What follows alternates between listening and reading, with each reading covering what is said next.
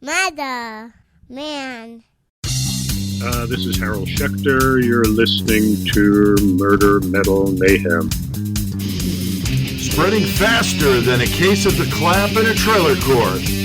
Able to shatter eardrums within a 666-mile radius.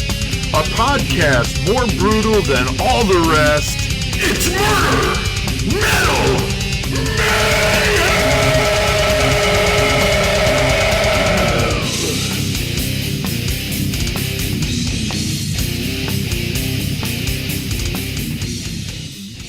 Well, hell yeah. Hell yeah, what the fuck's up? It's Tuesday, baby. It is, man. Tuesday means we're here at Horns High Studio on the Horns High Podcast Network doing a little Murder Metal Mayhem tonight, Joey. Tuesday night. Episode 149. Close. Chris, we One are more. fucking right at the gates. One more. Big We'll be there. 150. But that was nice of Harold Schecter to do a little promo for us, and we're going to have more of him as events unfold tonight. And yeah, we're so close, guys, to the 150th episode. It's going to be amazing.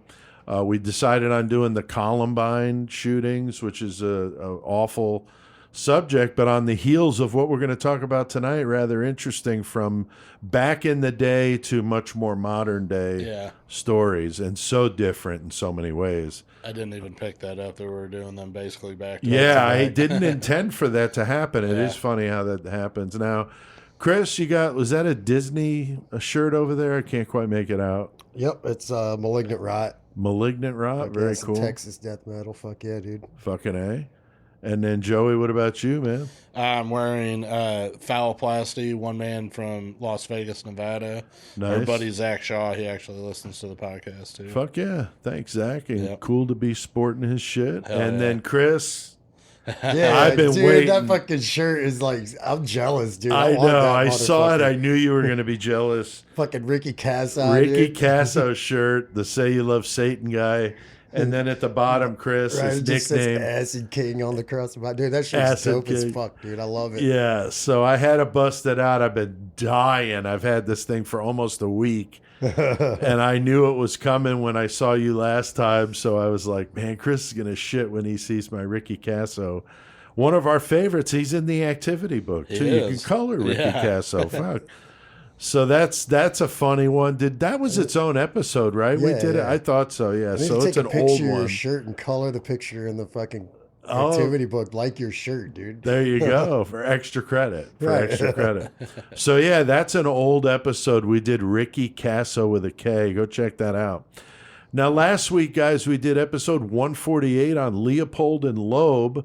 And of course, their 1924 thrill kill took the nation by storm and was dubbed the crime of the century. So, Joey, kind of interesting. We're doing two episodes back to back that are referred to as crimes of Right. the century, Like, and for the real. same century too. Definitely a fucked up story though about two rich kids that were geniuses that literally had the world in the palm of their hands, and they throw it the fuck away by abducting a 14-year-old boy in the city of Chicago. and So killing him. awful, For fun. awful. Dr. Harold Schecter was also on with us for that, with a couple questions we asked him to weigh in on the Leopold and Loeb, so that was cool. And we had CK to talk about the band Byzantine, fucking killer, from West Virginia. Love those guys. And we also had our usual antics, killer cage match and karaoke beatdown and all that. So we were just passing 1,000 listens today when I checked, so thanks everybody that checked that out. And if you missed it, go on and listen to episode 148. Now, tonight we got a good one for sure. Good in the way of an interesting story, bad in a fucking the awful, situation's not good. awful situation. Yeah. This is one I've been very anxious to do ever since reading Harold Schecter's book, Maniac, which is about the Bath school disaster, Bath, Michigan. I don't think it's a disaster. It's a massacre. It is a massacre. It's a disaster, all rolled up into one, man. It's awful, It's really brutal. Mayhem. Now, when most Mayhem people, for yeah, real. there's a lot of mayhem in this. Now, when most people think about terrible acts of violence at schools, they think about shootings like at Columbine or Sandy Hook or, Virginia Tech. The worst act of violence ever in a school was the Bath school disaster in Bath, Michigan, 1927. So we're going back to the 20s. We were there last week with Leopold and Loeb. We're back there again. And Andrew Kehoe, Chris, would be our culprit here, the farmer who Think went he's and related worked to on the Jesse? school I board. know, I was wondering that. And he's one angry motherfucker, Chris. Yeah, he He's pretty does that. hateful. He apparently don't like fucking kids. No, rigged up the school with dynamite to blow it up with all 300 kids inside on the last day of school. I mean, this motherfucker is sick, very fucked up. And we're going to have Harold Schecter on to talk about it because when we interviewed him, we had several questions about this because we knew that this was coming up. We're pretty smart here, Joey. We think of shit like that. Andy wrote the book about it. That's right. So there's two really good books about it. I do like Harold's book better, but both were good. We'll talk about which ones those are. So Maniac is the Harold Schecter. Now we have CK warming up and getting ready to throw down in the metal segment. He's going to be doing the band Baroness, which I know zero about. Not really a fan. I went and listened to a couple songs. Definitely not my thing. I But don't know what it is, but I'm picturing some power metal going on. yeah, very similar to that. Okay. Yeah, I just didn't care for it. But I know CK is a lot more diverse, and he is Yeah. the great metal motherfucker. Oh, yeah.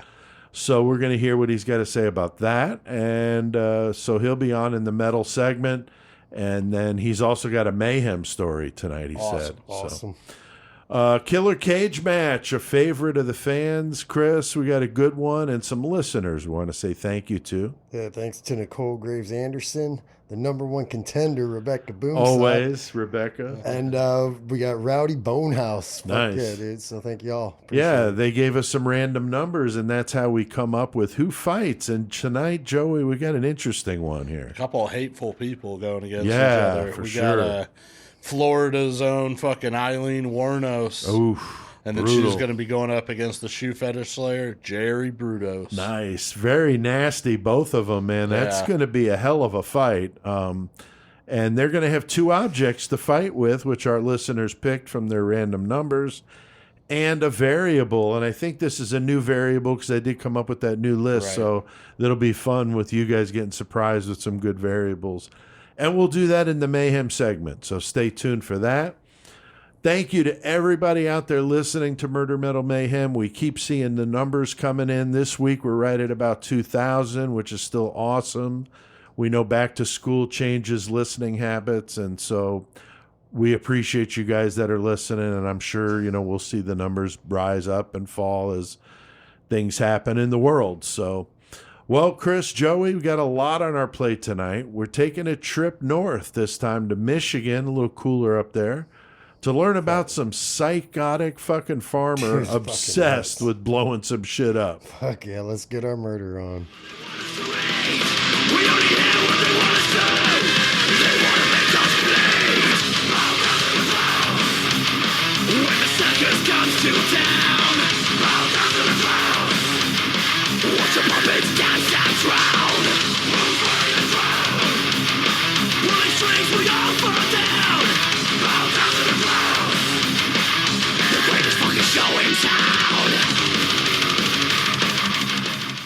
Fuck yeah, some onslaught. Onslaught. Throwing it down. Bow Down to the Clowns. That's from their last album, Generation Antichrist, from last year. So killer. Great band from the UK, but man, Onslaught, just crushing that shit. And, I was at the dentist today. Crazy. I just had a cleaning, and then I've been having some tooth pain. I'm like, not that shit all over again. Thankfully, it's not. But the dentist was like, hey, you're here. How's it going? I said, oh, I'm doing all right. And he says, it's Tuesday. Wow, what you guys going to talk about tonight? So we started talking about what we're. That's funny. And he asked me how the Vegemite went, because when I saw him last was on Tuesday Right. before we did the Malott episode. So That's funny. my dentist apparently is a Murder Metal Mayhem junkie. So very, very cool. Tonight, though, we're going to be talking about another case from the 1920s. As we mentioned, Leopold and Loeb was last week in 1924 thrill killing And now we're going to the state of Michigan 3 and the years horrific, the Bath school disaster from 1927. And something I watched today mentioned all the different things that happened in 1927. Of course, Babe Ruth hit 60 home runs. That was a big deal. The Murderers Row lineup. And the first talking pictures arrived. Oh, nice. So that was in 1927. Charlie Chaplin, he was out. Yeah. Gone, brother. Charles Lindbergh out. makes his first flight across the Atlantic from New York to Paris. And, of course, this horrible event that we're talking about. So a lot of good things, but, some really bad. Now, when people think about school violence, they typically think of guns like, as we mentioned, Columbine, Virginia Tech, Sandy Hook. There's unfortunately so many of them.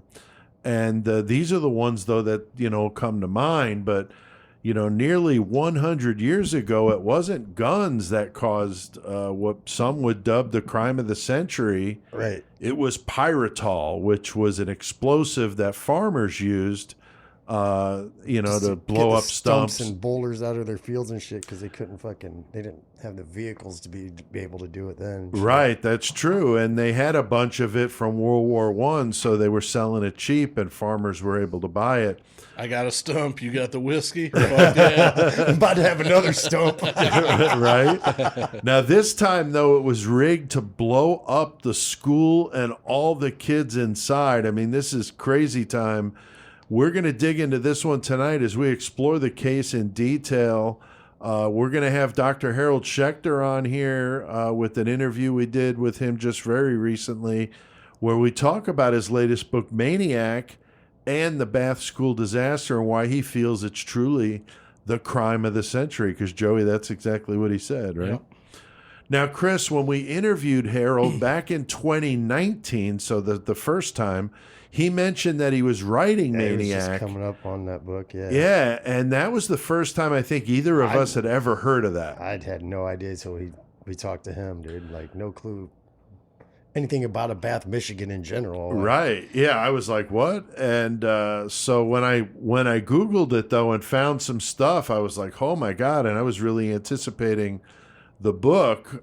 Joey, when we talked with Harold about the case, it would be pretty unheard of, I think, by most true crime fans. But what do you think is the reason why a lot of people don't know much about this, maybe? I think the biggest reason was, at that time, the lacking of media coverage and exposure, because we know that that's what sensationalizes things. Right. And we talked with Harold about it, and I believe the Lindbergh baby... Or the Lindbergh flight. The Lindbergh flight, right. Was right then. So that was 2 days later. Right, certain things that everybody wants to write more about. They were going crazy. He said 16 pages in the New York Times about Lindbergh. So that's a pretty extensive coverage. And I don't know if it's I don't know if it just goes to show a different time or whatnot, but when the Bath school disaster happened, like, all these people ascended on the town, mostly to show support. Right. And there wasn't as much gawkers back there. I think as people really were genuinely trying to show support, but it was mostly like communities from the surrounding towns and the areas. Right. And Bath, they didn't want the publicity. They wanted to forget that almost as soon as it happened, basically. It was so terrible. So you got certain places where certain stories can resonate because they're allowed to, because people keep feeding off it, where you have another place like Bath back in the 20s, and they're like, no, we don't need any. We need to move on. Right. So I think that's part of it. Yeah, and I think, too, the fact that it happened in the middle of the country always is going to be a factor because the media is on the coasts, especially at that time. Oh, yeah. They're not, internet Zoom meetings and stuff where it doesn't matter where you are. It still takes a minute for the news to reach. Yeah, in Bath, Michigan, I mean, is a pretty far away place to most people. So it's crazy, though, to think that there's any time in history that 40 plus children can lose their lives in one tragedy, and it's like people whatever, are just like, what the fuck, right? Now, I advanced ordered the book Maniac, and when it came out in 2020, I read it as soon as I got it. It was good, like all of his books are. He does a great job, Harold Schecter, taking a true crime story and making it read like fiction, which is really, really a way I prefer to read it. The details of his story are really gruesome with plenty of carnage and mayhem. Definitely. What was one thing I saw, Chris, today with the survivor that was 110 or 113.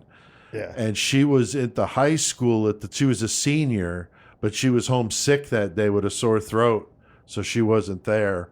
But she said when she went there with her mother, there were body parts on the telephone lines that blew apart from the school. They were gruesome shit. Talking about like the memorial they set up for the kids or whatnot, and she was like, "I don't go there." Yeah, because it was just too much for her to. Oh yeah, I can't even imagine it. I can't even imagine it. So we knew, all three of us knew that this was definitely a topic for Murder Metal Mayhem. So I've been really anxiously waiting. To set the table here, though, we need to discuss the guy who the book is named after. Right. Our maniac, Chris, Andrew Philip Kehoe. So he is the piece of shit that did all this. He's still, like, some of his fucking mannerisms, like, the way he farmed was fucked. Yeah, that was fucked up in a three-piece all talking suit. Shit about him. Yeah, he was just such a weird guy. He's born in Michigan in 1872 to a family of 13 kids on a farm. Very bright, loved to experiment with electricity, did a lot of that as a kid. And then, of course, that would become important to him later on when it comes to the subject at hand about these bombs. He went to the Michigan State College and got a degree in electrical engineering. And he did work for a period of time in St. Louis as an electrician, but he had a bad fall, which resulted in a head injury. It had him semi-conscious and at times in a coma for several weeks. So, Chris, man, here we go again with the I don't think it was just a fall. major head injury. Fell because of an electrical fucking shock. Oh, I think you're right. Like, that's what fucking fucked him up the most was the fucking electrical shock because Wow. he was a fucking master electrician at the time then. So, like, they don't even have the safety precautions we have now, fucking, which people still get fucked up now. That's true. That's true. So, yeah, if he had an electrical situation, then was blown off like a ladder or a scaffold or something and really got fucked up. So he returns to the farm in Michigan. His mother dies and his dad marries a much younger widow, Frances Wilder, and he does not like her at all. Very, very strange and interesting thing happens to her in 1911. At the home, his stepmom is going to light the stove. And Chris, at the time, they were using gasoline to fuel stoves. Basically. That's fucked up. I mean, Harold talks about this quite a bit in the book. It's kind of funny. It's so scary. Didn't last long. That shit. Like, you're using straight up gasoline to light a stove. And that doesn't seem like a good idea. And, of course, things go boom, and Andrew throws a bucket of water on his flaming grandmother, and since the fire is oil-based, it makes things worse. Right. And it spreads. His stepmom, not his grandmother. But it's his stepmother, yeah. Sorry, I said grandmother. Yeah. But, you don't throw fucking... I've thrown water on gas before. It doesn't work, dude. No, it does not. It does not. I almost burned my house down once. She's engulfed in fire and dies from her injuries. So, Joey, do you think old Andrew was trying to make things worse, or was it just... I mean, because I could see it. It's fire. You think water. Right. I could see the accident being made. In a rush, maybe I would do the same thing. Wasn't it his real mom that happened to, though? No, his mom died. His stepmom, yeah. But what I also saw, and never mind. I'm thinking of something else. This is like an old ass case, so a lot of things you hear speculation, you read different things, different places. But something I saw was that when that happened, that he sat there and watched her burn for a while, for a little bit. and then took the water and dumped it on her. So like. I don't know. That right there shows fucking like crazy psycho. Like, oh, I fucking hate this bitch. I get to just watch her fucking burn. Yeah. Now I think as probably the water is like okay. Now I can. I put her agree out. that he probably was just trying to put her out. Like, and didn't realize the reaction. Yeah. But from what, I don't know the account that I saw, but it said that he sat there and watched her for a minute. Yeah. They talked about that in the book, dude. Yeah. Yeah, the seeds are sown with that shit, for sure. A year later, in 1912, Andrew Kehoe gets married at the age of 40. To a fucking rich bitch. Yes. She was he does marry up member for of sure. society. Yeah. He marries Nellie 7 years later, moved to a farm outside of Bath, Michigan. And his neighbors would say he was a dependable guy. He did a lot of volunteer work, but Chris, dude, like I his said, dress attire, farming was a little strange. Not wearing farm clothes at all. He's wearing like button-up suits, but like straight banker up shit. suits, dude. Right. I said like his fucking tool sheds and everything were like cleaner than most people's houses. Like, right, very just dressed up, cruising around, all fucking looking like dumb and Dude, dumber. that picture of him like in the suit with the cigar. Yeah. It reminds me of that like Leo DiCaprio meme of him sitting there with a cigar. Oh, yeah. With the cigarette. Yeah, and it's shit. just like, what are you, just some kind of baller? No, he's a Right. fucking farmer from Bath, Michigan. right, exactly. He looks like a banker or Yeah. something, So very, very fucked odd. Now, when it came to disagreements, though, Chris, not so pleasant. Neighbor's dog pissed him off by barking too much. So what does he do? Fucking kills the dog, and he straight up tells him that, like, the wife that came over and asked if he's seen the dog. He straight up tells her like, "Oh yeah, I killed it," and she just like, "Well, fuck," basically just walked away and didn't do nothing about it. Like, Which he had a constant recurrence of hurting animals throughout this whole fucking story, right, all the, the way fucking to the end. horses, dude. Oh, Jesus Christ. And not even like those, but like earlier on, they're talking about how he beat a horse to death. Yeah, no, Yeah. that's what I'm talking about. yeah. He worked the one so fucking hard. Oh, He literally yeah. worked it to death. Yeah. And it was bad. No, Yeah, he was about brutal. fucking up some animals. He's brutal, man. And he's talking Head shit. injury animals. I mean, He's Right. talking about the horse like it did something wrong too when he was out there fucking pushing it, dude. Yeah, it didn't perform like he wanted it to and just fucking beat it Right. to death, man. Just brutal. The true depths of his anger would not be fully realized, though, as if that wasn't bad enough. It keeps getting worse. He's also known as a bit of a cheapskate. When he was elected as trustee, as a treasurer of the school board there in 1924, he was a real stickler, though, for expenses, man. He kept track of records pretty fucking intense. Yeah, very, very, very serious about keeping the records and not spending money that was not necessary. He would argue with the board members about any plans to expand, that would result in his property taxes going up, since him and Nellie didn't have any kids. So he's like, why should I pay more before taxes? they built the the consolidated fucking school. Yeah, this Right. is all one-room schoolhouses Right. all over the place, Right. teaching every grade, one teacher teaching every grade. Right. And that's when they built this school. Why they built this school, because all these one-room schoolhouses came together. Right. So all the different grades could have their own teacher. Right. And all that instead of like one. Because could you imagine back in the day, like, like Little House on the Prairie Right, shit, dude? right, Like, for sure. one teacher teaching all those kids. Oh different yeah, shit. there's a school in Southern Illinois. A company I work for works for them, and it's a one-room schoolhouse with 8 kids, 10 kids max, with one teacher in the Damn. room, and that's how they've been doing it for 40 or 50 years. No shit. 100% placement in college out of that school. God damn, nice. 100% in all those years. Pretty impressive. So Yeah, it it does is. still go on, but it's very rare. But at that time, Chris, when Harold Schecter talked about that whole consolidation of schools was like the thing in the Midwest. Right. So he doesn't want to pay taxes. He's struggling financially. He's very behind in payments for the farm.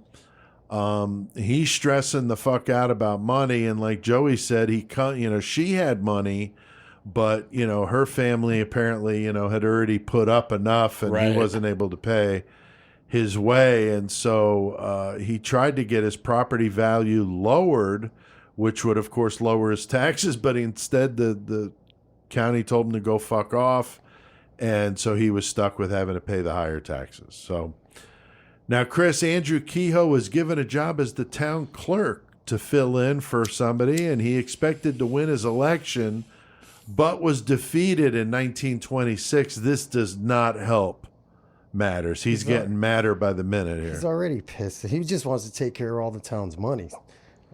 I think he's trying to help himself out. That's what I was wondering real. too. If he was being like that just because he wanted to fucking be able to squirrel some money away. He's like, I can embezzle some of this or whatnot. It's very possible. He was shifty, man. He was smart about it. Yeah, very smart. About money. Like cunning, yeah. And he kept all money records, so I'm sure he figured out a way to cook the books. He could have. Now his taxes went from $122 a year to $198 in 1926, and I did a little work. I Googled that, and that would be worth about $1,800 today. So that's pretty low for a farm. I don't know how many acres it was, but certainly bigger than here where I live. Right. And I'm paying about $2,000 a year in property taxes. Yeah, so, definitely.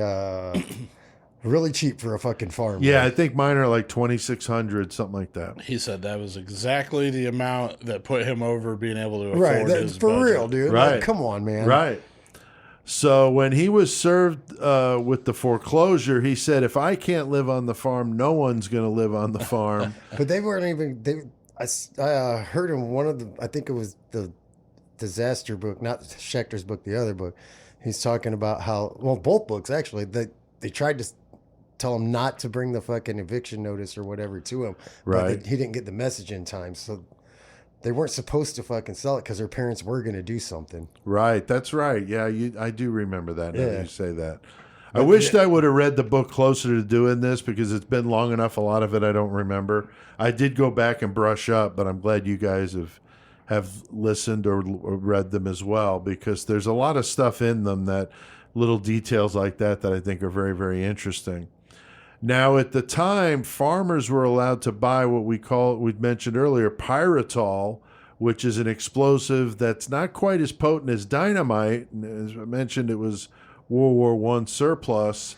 Farmers were allowed to purchase 1,000 pounds a year. That's a lot. Which is a lot, but he's going to like different suppliers, like pill shopping. Right. And before it was a thing, Joey. He's pill shopping, he's dynamite shopping, pyritol shopping, and he is building up a fucking arsenal of shit of all this stuff. A lot of explosives. Yeah, man. dynamite, gunpowder. I mean, he's hoarding it big time. Joey, when we talked with Dr. Harold Schecter, he explained a bit of the motivation behind Andrew Kehoe, righting the wrongs that he felt were, being done upon him. Yeah, he felt in his mind the way he was going to do was justified because they were just fucking him in life. Now, he's stockpiling all this stuff because obviously he's making plans in his head for, a disaster. But coming up, they're going to give him the perfect opportunity to start setting up. Like they gave him the perfect chance to do what he wanted to do. So let's play a piece of the interview we did with Dr. Schecter so our listeners can get a little bit more insight. This is about 7 minutes long, so check this out. Well, Harold, we really enjoyed your latest book, Maniac, about the Bath school disaster. You have a penchant for writing about obscure historical morsels like that. What made you decide to write it? I actually some years ago, I did a book called Psycho USA, Fake American Killers You Never Heard of. And it was while researching that book, I came across the story of Andrew Kehoe and the Bath school disaster. Very fascinated by it, given the enormity of the crime, the fact that it was, I'd never heard of it, and, many, many people, even in Michigan, haven't heard of it. So I began to look a little more deeply into that. In Psycho USA, I wrote about, each entry is about 20 pages or so, or 10 pages. I decided it was worth seeing if it could be expanded into a book, and the result was Maniac. Awesome. Well, Harold, this is Joey of Murder Metal Mayhem. Andrew Kehoe definitely meets the definition of a maniac, but why do you think so few people know about this horrible tragedy? And do you think Lindbergh's famous flight happening at the same time might have been part of the reason? Well, that was a big factor. I weave the story of Lindbergh's really world-changing flight into the narrative. As it happened, the Bath School disaster, which your listeners probably don't know, as I didn't know when I first discovered it, was the worst school massacre in U.S. history. Took place in this little farming community called Bath, Michigan. One of the really respected members of the community, he was on the school board, in fact, a guy named Andrew Kehoe, descended into paranoia and madness and rigged the school's basement with all this World War I surplus dynamite and set the timer to go off on the last day of school in May 1927. Fortunately, a lot of it didn't go off, or he would have basically killed every kid in the community. But he still destroyed one wing of the school, killed about 36 kids, some teachers. So, I mean, it was both the worst school massacre in U.S. history and the worst act of domestic terrorism before Timothy McVeigh, and yet completely forgotten. And yes, one of the reasons that it so quickly faded from public memory is that it happened like 2 days before Lindbergh's flight. The day after the Bath School massacre happened, it was front page on the New York Times, was the main story. A couple of days later, the Times had like 16 pages on Lindbergh's flight, and there was nothing on the Bath School disaster. So that's one main reason. I also think, and this is part of the argument I make in the book, that there are certain kinds of crimes that really resonate at particular times in our history. So that, back in the 80s and 70s, 80s, and 90s, it was serial murder. That's a little bit faded now. Now we're fascinated by mass, we're obsessed with mass murders. But back in 1927, it was such a bizarre, freakish kind of crime. And it happened so far away from the media centers of the country that I just think, it didn't, again, strike a chord with people. So I think both those reasons account for it. Yeah, definitely. Now, it's scary to think if all that pyritol had gone off, and I learned a lot about pyritol in your book, that so many more people would have been killed. And the way you described the chaos at the scene with Kehoe blowing himself up and the superintendent is just unreal. I can't imagine what that would have been like to see for those people from such a small town. Yeah, well, the thing with the pyritol, again, once World War I was over, the government was left with all the surplus TNT. And so they made it into what they called pyritol, which was kind of a low-grade dynamite that they sold to farmers to help clear their land of stumps and boulders and so on. And every farmer was entitled to buy, I think, 1,000 pounds of it. So Kehoe acquired, I think, 500 pounds of it. He got some additional dynamite.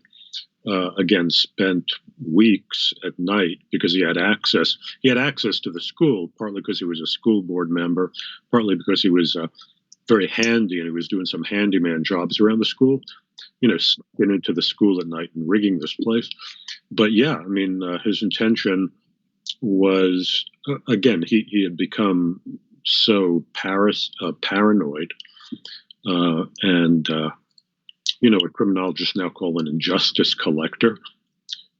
He blamed the community on all these failures, his economic failures, and being rejected when he ran for town office, and so on and so forth. He decided to take this terrible revenge on the community and destroy the school.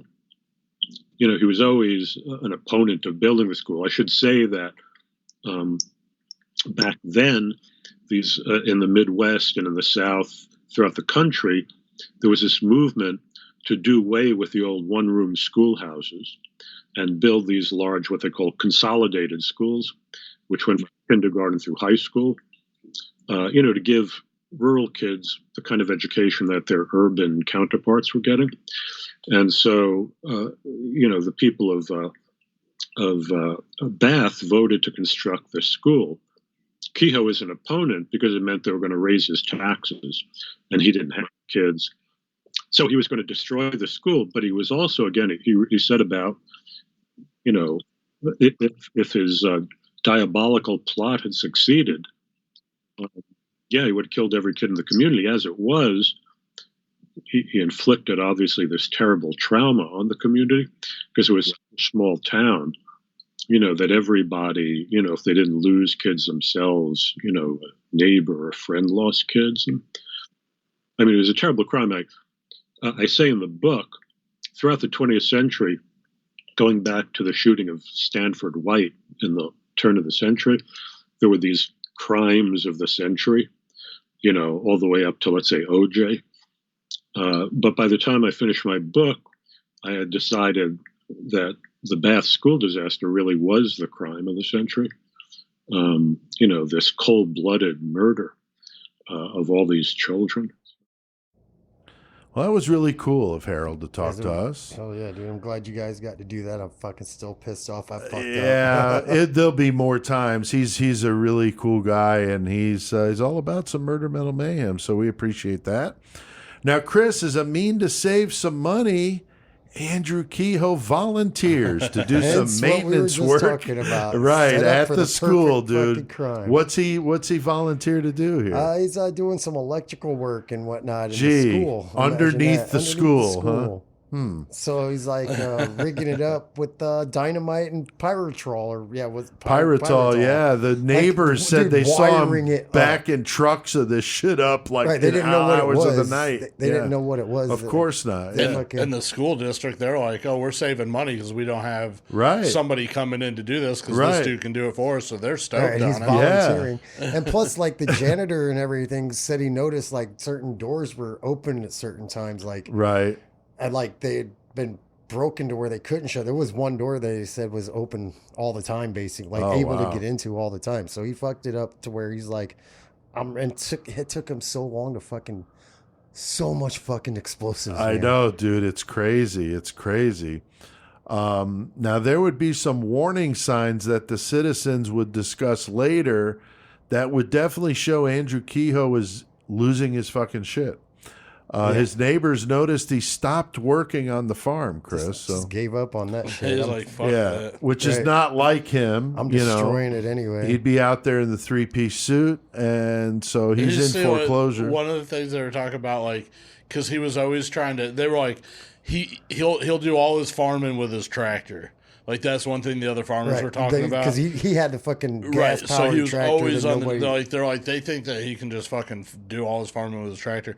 And so Kehoe, he was like setting shit up where he had like 2 fucking blades going behind him. On his tractor, like 2 fucking mowers behind him or whatnot. And just fucking, I mean, it's kind of innovative at the same time. You're like, this crazy motherfucker over here. They said he was never profitable as a farmer. Right. Oh, I'm sure, because he spent all his money trying to look badass. Right. Yeah, so he's not cut out for the farming life, apparently. So, you know, he's acting weird. They think maybe he's thinking about committing suicide, especially when he gave one of his neighbors a horse, which is kind of out of character. Dude, for also, him. they gave him that horse. He's like, but then he gave him the bill of sale, and he's like, wait, I thought you were giving this horse to me. Indian giver. Yeah, oh wow! Like dude thought he was giving him a horse, and he hands him a bill of sale. Like, wait, hold on, dude. What the fuck? So Kehoe is doing all sorts of weird shit. Most would be realized later. He was also cutting down fences, cutting into trees so they would die, and stuff like that. Was called, but yeah, you do something around the bark at the bottom, and they just die. Like, dude, what the fuck's wrong with you? He definitely knew he was going to not leave a damn thing behind when he left the farm. So pretty fucked up. No, if I can't be here, nobody can. He fucking meant that shit. He did. Now, to compound the problem, his wife Nellie becomes sick with tuberculosis, and that only added to the stress because now she's racking up medical bills. He can't pay it. He's totally fucking losing it. Fucking school system, and it's getting taxed worse him to death. Yeah, and then the fucking property tax thing. So by this time, he had completely stopped making mortgage payments. Maybe if he stopped buying explosives and you'd Right? pay your fucking bills, bro. Dude, it's like CK with Amazon, man. Dude, back away from the per buy it now button. Damn. Do not add to your cart. Right. Yeah. Empty your cart. Do not go. He's totally fucking losing it, though. Neighbors would say they could hear lots of explosions going on back at the Keogh farm, which they assumed, he was just blowing up stumps or whatever, like most farmers. But no, he's testing shit out. Yeah. He's got all this fucking intricate wiring set up where he could control it from one room of the house. Yeah, and he's got it on blowing switches, shit and up. fucking Yeah. alarm clocks, like, I Yeah. mean, he was a smart dude. Fuck. Well, yeah, he was an electrical engineer. I mean, he went to fucking college for that shit. He did. He was definitely knew what he was doing, and so he's home blowing shit up.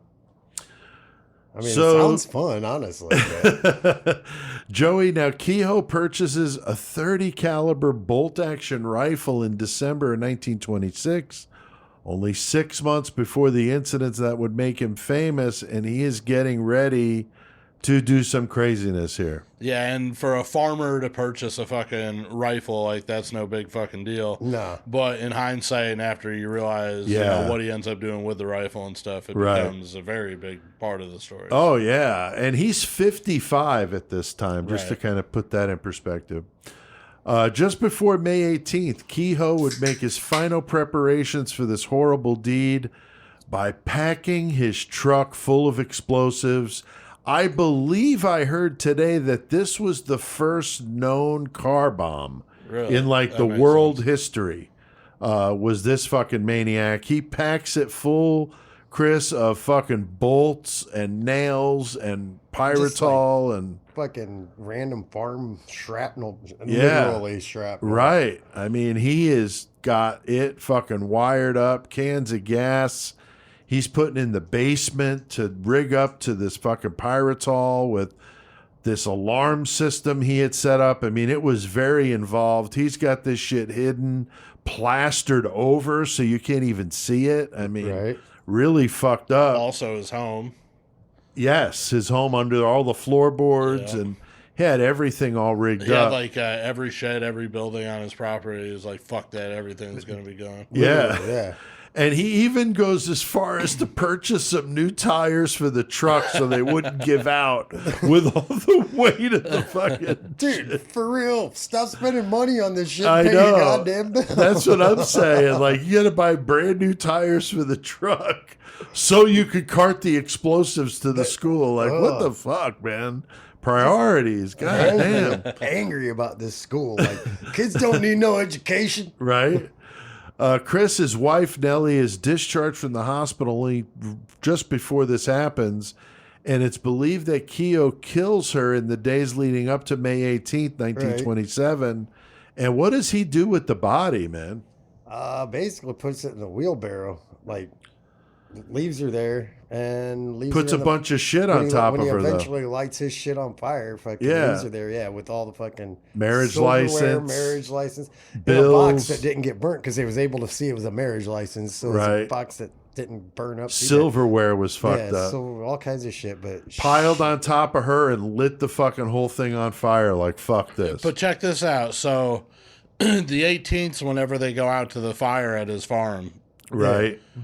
it wasn't until the 19th that they identified her. Yes. right. And because she was so charred and in the wheelbarrow, they said hundreds of people had walked by Oh, her. yeah, they had no all idea. day Couldn't long tell, yeah. and Didn't had know no there was idea. a body. Yeah. It's so fucked Because I think it was in one of the barns too, wasn't it? It wasn't I even think in the it- yeah, I think house. it was in So- one of the barns. either Yeah. in or outside the barn. yeah, they just didn't know, you know. So they're just walking by his dead Awful. wife Well, it was all so- fucking day long. right? That was like, they said that it was like so bad by the time they even got there to the house, it was like pointless to put the fire out because it was Right. everything was fucking And gone. the explosives had gone off too, Yeah. and found more that was not, That didn't exploded ignite, yet. yeah.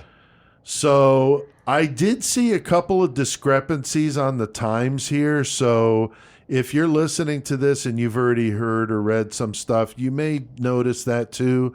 I had to make a choice because I saw so many different things with the times. I went with the book, and the book times are the ones that I'm using. And the book I'm referring to, of course, Maniac by Harold Schecter. 8:45 a.m., May 18th, the explosives go off on the farm. He's got the whole fucking thing wired up, like you said, Joey, all the outbuildings, the house, fucking pyritol and dynamite under all the floorboards. I mean, this motherfucker's got this. You see the picture of the house afterward, the only thing standing is the chimney. Yeah. The whole fucking 2-story farmhouse gone, you know. And neighbors would hear the explosions and see it and the fire, and they race to the scene. And they're trying to get shit out, like furniture and stuff. They find a bunch of unexploded dynamite. And this one guy said he picked it up and ran outside before he even realized that was not probably a very good idea. You know, like, I'm standing here with an armful of dynamite in a fire, you know. But, yeah, pretty crazy shit. And, you know, they're trying to look for survivors. And Kehoe pulls up in the truck, Chris, and he's like, hey, guys, hey, you you're guys my are my friends. You should probably head to the school right now. And he just fucking bolts. So Yeah, they're like, out. what? Like, this is your house. Like, what are you doing, you know? And so he's just fucking got everybody fucking flummoxed here.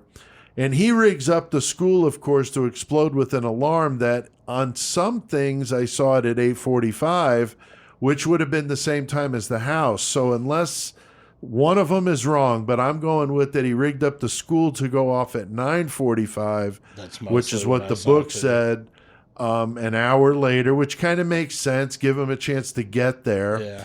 And then once he gets there, he's just fucking hanging out. He knows the building's going to be full, 300 kids, last day of school. Dude, like staff, the thoughts in your everybody. head. You fucking know. I know, dude. All this entire town's kids. Yeah. This whole That's town, fucked up, every man. kid in this town is going to be in this school right now. And Right. What the fuck? Unbelievable, I mean, there were man. the seniors. There were some seniors, like you said, that weren't there. Well, the one girl that had a sore throat. Yeah, she but was it was sick. the last day of school. But some of them had taken their finals like the week prior, so they just didn't have to go. Or Right. So there was. Plus, the high school side wasn't impacted very much as compared to the grade school side, which is fucked up. Which wasn't his intention. He wanted them all. Of course, that was not intentional. It's so fucked up to think that somebody would do this, but, you know, we've seen crazy shit like this. Of course, Timothy McVeigh, the radical Islamic suicide bombers that rationalize this shit to kill innocent people, which is obviously very fucked up. And the fact that it was the last day of school, I think even puts an exclamation point on it, like, fuck you. Right. You think you're going to have a happy summer and, you know, yay. Well, maybe not. Some witness that was there at the school, and whenever they saw him driving back in his truck and they drove by him or whatnot, they said he fucking you could see both rows of his teeth because he was smiling so fucking big. And the guy said, I could still see it in my sleep for years. He could still see it. So that's fucked up. The neighbors on the farm hear the explosion, and of course they rush to that. I can't imagine, you know, what must have been going through their minds after what Kehoe said to them before he took off with his brand new tires.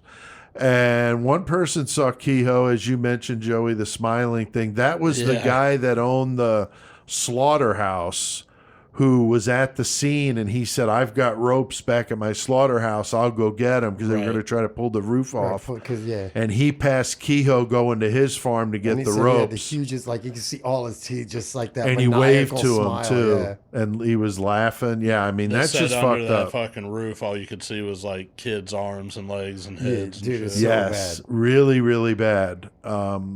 And so it's just a fucked up thing to think this guy's getting off on this shit, smiling like that.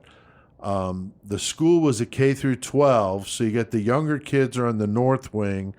The junior, senior high school kids would have been on the south side of it. And of course, the north side where the younger kids were is the part that went off, because like you said, Joey, he intended it for all of it to go, but something happened. They're not really sure what happened. Whatever, something I malfunctioned. saw the most, the best explanation I saw, but of course it's so old, who knows? But they said when the first one went off that it probably malfunctioned the other one right before it went off, because the explosion was so fucking intense. heavy. Yeah, so which that kind of made sense. And it's like well, good, because, that's way less fucking victims because of that. Right. But Jesus Christ. They also said another option could have been the battery he used was not powerful enough on the second leg. So it was, they don't know but I heard what you said too, and that seems to be pretty realistic. Now, in the book Maniac by Harold Schecter, he goes into some of the people, what they were doing right before this happened. It's crazy. Very horrible. I can't imagine to go through that, especially in a little town like that. Like you said, Chris, every kid in the fucking town is in there, 300 of them. And it's just crazy. Now, the older kids in the north side, some of them had to escape to the roof, and they were taken off the roof one at a time. But the north side was very mild impact as compared to the south side that was just completely fucking wiped out. Yeah, gone. So really, really fucked up. Eyewitnesses and survivors would tell some horrible stories about kids being thrown through the air, catapulted from the school, desks, books, pieces of the building flying around like shrapnel, parents frantically searching for their kids. And then just horrible. Finding them and some carrying dead children. sitting there, man. I saw one of the girls, Ada Bell McGonigal. She was 11 at the time in 5th grade. But she said afterwards, she was like, I don't remember hearing any noise, but I remember flying in the air and seeing things fly between me and the sun. But I don't even remember falling. Wow. That's fucking crazy shit. It's kind of like, I mean, that's intense right there, but I would imagine somewhat the same if you got sucked up into a tornado. Probably. But it was weird whenever I read that, and it's talking about she didn't hear anything. It's probably because it's so fucking loud of an explosion. Ears, yeah, you don't fucking hear that. Yeah, that's true. I saw somebody else, like I think one of the teachers that made it out or someone, they were describing the fucking experience, and they said basically it felt like a huge earthquake and the ground just lifted up 5 feet, and like that would be the craziest shit. They said in the book like that part of the building basically lifted up 6 feet and then dropped down and collapsed on itself. Yeah, it's fucking insane. Yeah, he had tons, literally, of explosives underneath that shit. That's fucking crazy. Now, Chris, with all this shit going on, Kehoe is now got to the scene. He's sitting in his truck laughing, kind of like Osama must have been doing on September 11th watching TV. What the fuck, man? But then he sees the school superintendent, Emery Huke, and these two do not like each other. And I'm betting the superintendent knew it was him. I'm sure that he did. was involved. Like, hey, why are you fucking? Why are you they here didn't get laughing along about anything? No. Like, I don't even remember exactly everything, but they were talking about they'd probably have bridge games, and freaking Kehoe would get so fucking pissed off if people didn't follow every rule of the exact thing, and then there was different just money things that they did not like each other. Yeah, because he wanted to spend money to expand the school, and fucking Kehoe was like, no. And they were pretty fucking loud about how much they hated each other. Like, people knew that. Like, I don't like you, you don't like me. People know this. Yeah. And Joey, what happens though when Kehoe confronts the superintendent there at his truck, man? This is crazy. Yeah. Kehoe pulls up on this scene. He sees Superintendent Huck. I'm guessing. I've heard a few different ways. Huke, Huke, I think is how I heard it. So he sees the superintendent and calls him over, motions him over to his truck. He's like, come here. And he goes over there, and as he gets close, fucking Kehoe fucking has that fucking 30 on him and turns around and fucking shoots into the back seat, which is filled with fucking explosives. Whatever, it was, it fucking blew the shit up, turned his fucking truck into a bomb, killed himself, killed the superintendent, he killed a post office guy, he killed a retired trucker. Yeah, the postmaster. This is just a retired farmer. And then the worst one of all was there was an 8-year-old boy who had survived the initial accident and then got hit with the shrapnel from that. And there was also the lady that was holding the baby. Right. Like a couple of blocks away. She survived, but that shrapnel went through her eye. She lost her eye, but the baby survived, and the author of not Harold Schecter, but the author of that, he said he was at this convention, And this lady came up and was like, I'm that baby, like showing a picture of her with her mom and everything. Oh, wow. Dude. Yeah, like I was that baby. Oh my God. Yeah, that's amazing. The baby was unharmed. So yeah, I mean, this truck bomb is fucking like a secondary fucking major explosion. There were fucking parts of Kehoe embedded in his fucking steering wheel. His body was thrown. They were only able to identify it by his gray hair. They said it was distinctive. And then the superintendent was obliterated. I mean, they found parts of him in trees. I mean, yeah, there was intestines. It was fucked up. Literally everywhere. Like, yeah, I mean, very, very gruesome, for sure. But the 8-year-old boy, yeah, that's just so terrible to survive that and then die by, that is just fucking horrible. I mean, that's some like. He fucking set up the explosion at his fucking property. And it came up back up. Probably, in my opinion, he did that to fucking catch the police off guard and everything else and get attention drawn over there. And then, because especially you might think if there's going to be a disaster and you got all the kids in one spot, they're going to try to keep them there for safety reasons as a town. So then he has that one fucking go off. And then as if that ain't enough, he's like, oh, check out this other bomb I rigged up in my fucking vehicle. Yeah, it's like a 3 fucking 1, 2, 3 punch. Man. It's fucked up. He was definitely out to kill. Yeah. I did see that somebody took part of his intestines that were embedded in the steering wheel as a souvenir. What Holy the shit. fuck? Yeah, I saw that too. Wow, that would be a thing to find on the internet. One woman, as you mentioned, Chris, was injured. Talked about that. The truck explosion caused lots of damage to other cars and injured a lot of people nearby. Now, the postmaster that you mentioned, Joey, lost his leg. They had it tied off with his belt as a tourniquet, and he told the guys that were saving him, don't feel bad if I don't make it. And you guys are trying your best. Yeah, and he didn't make it. He was dead by the time they got him to Lansing to the hospital. Telephone operators are calling nurses and doctors all in the surrounding areas to get as many people there as possible. They even set up the drugstore there in Bath as a hospital, so to speak, to triage the wounded. And people some were taking taken houses, man. Yeah, people were opening up their houses. And there's fucking insane amounts of chaos going on because every parent in town's running to this place to try to find their kids. Right. And, you don't have all the bodies yet, and it was such chaos. Yeah, for sure. And it's the younger kids, too. I know. That's what makes it even worse. I mean, I ain't saying the older kids need to die. I'm no, just saying. but yeah, it's one thing. Yeah, it's just so sad. Some were taken to a grassy knoll. The dead were taken also to the town hall, which was being used as a morgue until the bodies could be taken away. There were still bodies trapped in the school, and the weight of the roof was pinning them down, Chris, so they had to get some ropes, and then I saw they tried like a telephone pole. Because they didn't really have electricity in freaking goddamn Bath, yeah, Jesus, my mind just fucking went where. But yeah, they didn't have electricity like the school and everything that had electricity. They just had generators, so they were just coming in running electricity to the town. There was actual electrical workers that helped with the rescue, right? I guess.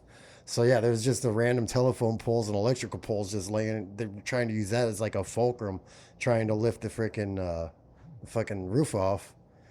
But they couldn't do it like that by themselves, so they needed ropes. So, yeah, and then the ropes didn't work quite as they wanted them to. So then they got the telephone pole that had fallen down.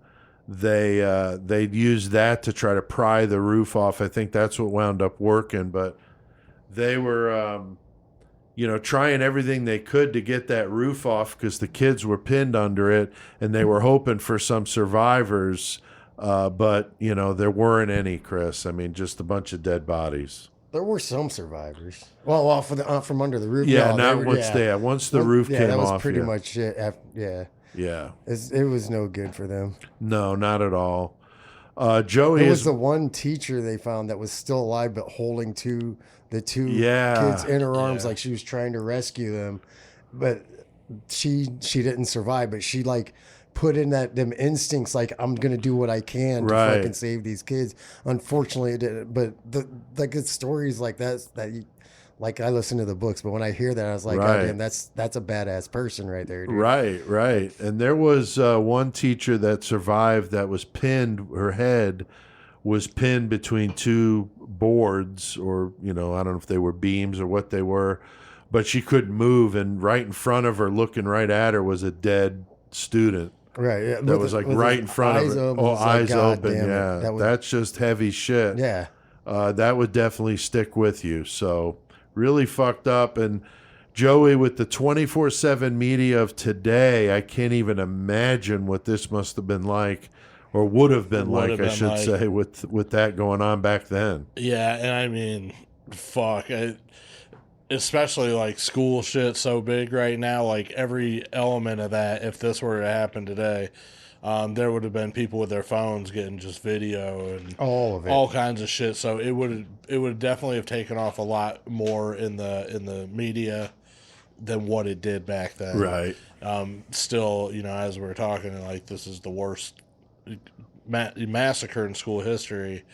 Fuck, like how did it not obtain, more of a cult status, I guess. It is amazing that it just never seemed to get any traction in the grand scheme of things with everything that we talked about. You know what I kind of think of the reasoning of that is? What's that? Most of the ones today are students, not just some random dude pissed off at the school. It's a student that has a problem with I think that might be a thing about it. Why? Yeah, it's possible. But if it was bigger, or not as old, but I'm saying if people heard the story and it was a student, I feel like it would have been different. That's like it's very possible. Brenda Wilson. Yeah. Right. Yeah. Like hers, maybe not one of the worst, but because, like you said, A, it's a student, and then B, it's a female student. Right. So that was like, holy shit, wait, what? Right. Now, definitely don't want to turn this into a discussion about guns and violent acts in schools, but... We'll save that for Columbine 150. That's right. But this story goes to show that if someone is fucked up enough and wants to kill, they're going to find a way to do it, and... whether it be explosive or fire or driving a fucking car through a playground, all the safety procedures you can dream up are not going to be able to stop some of that. And I work in schools at times, not every day, for my day job. And even after big events like Columbine and Sandy Hook, I was blown away at how easy it was to get into the schools I go to. A lot of them keep like doors propped open in the summer. Right. And I would usually have to carry a backpack with different tools. But I mean, I always thought, my gosh, I mean, you could put anything in a backpack, and I'm just walking into school and nobody says anything. Nobody asks me any questions. But they know who you are. No, I'm just kidding. So it always bothered me. I much preferred the schools that had, very... you had a buzz to get in, and then you're in a vestibule, and then somebody comes to get you. Right. So you're not just walking through the school, So I'm thinking, though, anybody with an F-150 or equivalent could cause a lot of damage in a playground at recess, and there's not a whole lot you could do to stop that from happening short of building walls around our schools like prisons. So, well, they're not prisons. No. Now, hundreds of people worked at the wreckage that day. Ironically, Joey, you mentioned that old Nellie came from some money. Yeah. Her uncle was the financier of the St. Lawrence Hospital in Lansing that treated the injured. So that's kind of interesting. The governor of the state, Fred Green, showed up that day, rolled up his sleeves, took some bricks away, and helped. And his wife helped tended to the sick and injured. Serving food and whatnot. Pretty amazing people, it looked like. And like you said, Chris, big event. I mean, you had the military was there helping. I mean, you had fire and police departments from all over the country coming to help them. A bakery in Lansing sent some food, and they found over 300 sticks of unexploded Pyritol, 10 burlap sacks of gunpowder, and He's got sacks of gunpowder. 204 sticks of dynamite hidden in the ceiling of the crawl space, so the floor joist. The floor joist, yeah. Concealed by plaster, a lot of it, and that it had not exploded. So pretty amazing, Chris. Hey, man. They found 500 pounds of shit under that school that didn't go off. It's a good thing it didn't. Thank God, man. Like I said, like either was the It'd have been explosion so much worse, man. whatever. But yeah, it was fucking good it didn't go off. Right. Sure. Very, very fortunate. Now, Joey, while investigators are looking over things at the farm, they find this sign that old Kehoe left behind. What's it say, man? He painted it on this fucking the gate on his fence, and it said "Criminals are made, not born." And that's it. Yeah, I'm pretty sure though that he was making a statement, basically what he felt. Like, I wouldn't have done this. Right, and not just him, but I think you're turning all those fucking kids into criminals too, and this is because of the way you're doing the school and everything else. Wow. That's kind of how I took it, and so he was in his way being a vigilante and stopping criminal activity in his mind, but also the same way him doing criminal acts was a direct result of society and what it did to him in his mind. Yeah, I mean, he's obviously very mentally disturbed. He's psychotic. And I agree. I think a lot of it has to do with I've been wronged, so now you guys are going to pay, and he's obviously fucked in the head because most people that are angry about something don't go blowing up a school. So they said just fucked up. The Ku Klux Klan was like, we're pretty sure that the reason that this happened is because of his Roman Catholic upbringing. They try to use it as propaganda against the Roman Catholic Church. Oh, God. But yeah, because I guess that's what he was like, a pretty diehard Roman Catholic. Oh, okay. Kehoe was. So yeah, the Ku Klux Klan, they came out in media like, yeah, that's throwing the fucking Catholics under the bus. Ridiculous. As we discussed with Harold Schecter, the story in Bath did not get that big national attention. And you had the Charles Lindbergh flight across the Atlantic 2 days later, so that took it off the front page. But the Red Cross did gather a lot of donations from all over the country to assist with the burial of the dead and the treatment of the wounded. Most of the dead were buried there at the cemetery in Bath. Yeah. Kehoe's remains apparently were claimed by some family and buried in an unmarked grave. Probably a good idea. Yeah. Bet a lot of people would have took a piss or a dump on that grave. Right. As you would expect, thousands flocked to see the ruins. I mean, not like it would be today, but there were still a lot of people coming through there to look at that school and go by the farm. I mean, it's just the thing. It's curiosity, you know. There is a memorial up there now in a museum that's there at the site I read about. And after they look into the incident, there's no doubt that Kehoe was the lone piece of shit there. I mean, he was the one that was, doing this by himself. I saw that he did mail a package the day before to the state of Michigan school board, and there was some concern it would be a bomb. Yeah, I saw that. But it wasn't. But it was all the financial records he kept when he was a treasurer of the school board. And he's like, hey, there's a 2-penny difference in my records and your records. Yeah, and he went into this long-winded, explaining why he thinks it's different. Yeah. Like, dude, you're gonna blow the whole fucking school up here. Like, what do we care about 2 cents? And yourself. Right. So just shows just the total psychosis, the detachment from reality. I mean, who the fuck would do that? Chris, sadly, though, 45 days after the bombing, another student dies as a result of her injuries. The total of dead now 45, which I think there were 4 adults in that. Yeah, so 38 kids, 41 kids, and then 4 adults, I believe, making it the deadliest school attack in U.S. history. I'm wondering, outside of the U.S., how many of these school incidents have we had that would be more than 45? That's a lot. I'm not sure. Right. I wondered because they said specifically U.S., but I'm wondering like maybe somewhere in another country they've had worse, but I didn't know of any. Yeah, I don't know. Today it still stands as the record in the U.S. here at least. There was one boy who died a year later from a medical condition related to his heart. It's believed the condition was caused by the explosion, which he survived, but his sister did not. So his death, though, was not added to the total, but some didn't agree with that.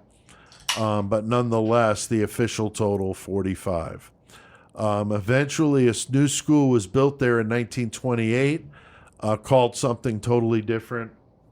And the Kehoe farm was completely dug up to be sure there were no other explosives. And then the land sold off to pay the mortgage off and that. So I bet a lot of our listeners have not heard about this horrible event, and hopefully we, go check educated you about something. Let me just say real fast, because I looked it up about, what other ones were the biggest. Bath is the largest school massacre in U.S. history. It's the 10th on the list of the worst in the world, though. Oh, my God. And I'm just going to say the top one, which is fucking crazy, is the Beslan school siege in 2004 in Russia. 385 deaths, 783 injured. God, so I don't know what that was. That's brutal. But holy fuck. And the next one under, it's under 200 deaths. So that one's like the biggest by far. We got to do that one. That's fucking crazy. Wow. Yeah. You have to check that out. Text me that if you would. I will. So very, very cool, but just a terrible story. But it's always interesting to learn about something new. Guys, anything you want to add to this one? I don't think so. Okay, Joey? Yeah, I only had one thing, and whenever you're talking about like foreshadowing or whatnot, right? There were a couple warning signs or whatnot, but they were saying that Kehoe, one thing that he did was he passed out employee paychecks. That was like for whatever reason part of his job, like he would pass out the paychecks. Okay. But he told the bus driver, Warden Keys, he said, "My boy, you want to take good care of that check, because it's probably the last check you'll ever get." And so, I mean, that's a little bit of, not that you would know what the hell he's talking about, but still. And then there was a teacher named Bernice Sterling, and she called Kehoe 2 days before the blast and asked if they could use his grove for a class picnic. And he told her that if she wanted a picnic, she better have it at once. So, I mean, he let his tongue slip a couple times, but no one really knew what he was talking about. But that's fucked up. Yeah. That's really fucked up. Now, I did my research with the two books we've been talking about, Maniac by Harold Schecter and Bath Massacre, the other good one by Arnie Bernstein. There are a few documentaries, but not a whole lot. It's pretty short, like 10-minute, 15-minute pieces. But you could see a lot. There's the one lady, the survivor. Right.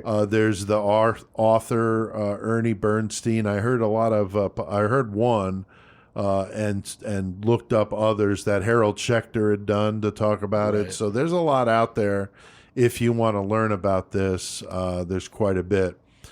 There were a few podcasts that actually interviewed Harold, but of course, Murder Metal Mayhem always does them better. So we appreciate Harold doing that with us. Next week, though, we're going to be talking about doing a bonus episode because we're taking a little break. We're getting ready for the 150th. It's going to be a blowout.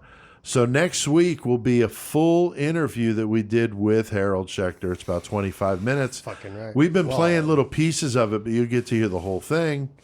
And we talk about a variety of stuff about Bath, about Leopold and Loeb, which you guys have already heard, but there's much more to it. We talk about Columbine. We talk about there was several discussions about a variety of serial killers. We talked about obviously Bath. Bath, of course, was the focus of it, but Jane Toppin. Yeah, Jane Toppin. We talked about her because she's going to be coming up. So we talked about a lot of different things, and always fun to hear that. So that'll be next week as a bonus. And then coming back off of that will be hitting you between the eyes with episode 150 on Columbine. CK is working on picking the band for that. He's got a couple ideas. We'll let him talk about that. So that's going to be killer. But it's going to be a good Murder Metal Mayhem for sure with that milestone. Now, Joey, any good serial killer page-a-days for us? We love some page-a-day. Yeah, and the Vince Lee, man, that one. Oh, man, that's so cool. It's an exciting one. But, yeah, I got two of them. One of them's a little longer. They fucking did it over the course of almost a week. But I'll do the short one first. So, Dorothy Stratton, she's a 17-year-old girl, and she's in Vancouver, British Columbia, working at a Dairy Queen in 1977. And she meets this 26-year-old named Paul Snyder. So he's a club promoter, and he persuades Stratton to pose nude, and after obtaining written permission from her mother, he sent the photos off to Playboy. And the pictures blew her up. In 1980, the blonde bombshell was Playmate of the Year and had a budding career as an actress in film and TV. She ends up marrying him in 1979, even though Hugh Hefner warned her that the guy was nothing but a hustler and a pimp. I know this story. Oh, wow. So by the next year, Stratton had moved in with this other director named Peter Bogdanovich, and she was preparing to divorce Snyder. So on August 14th of 1980, she goes to visit the house that she used to live with Snyder in and deliver a portion of their divorce settlement. Snyder grabs her, rapes her, kills her with a 12-gauge shotgun that he had bought the day before, and then he shot himself an hour later. God damn. And I mean, there was a book about it called The Killing of the Unicorn that was written by Peter Bogdanovich, the guy who she had been staying with. Wow. And there was another Pulitzer Prize-winning article called Death of the Playmate in the Village Voice, too. So that was a pretty fucked up case, though. Yeah. All right, so the second one I got for today, like I said, this one's a little longer, but it's funny, and we're all going to remember this sitting at this table. Oh, nice. And then this is the case of the Lorena Bobbitt story. Oh, God. And anybody in our age range is going to know this, and if you're young and you don't know, this is the Lorena Bobbitt story. right. So the crime was infamous, of course. On June 23rd, 1993, as her husband John Wayne Bobbitt slept, Ecuador native Lorena Bobbitt got an 8-inch carving knife from the kitchen, entered the bedroom, and cut off John's penis.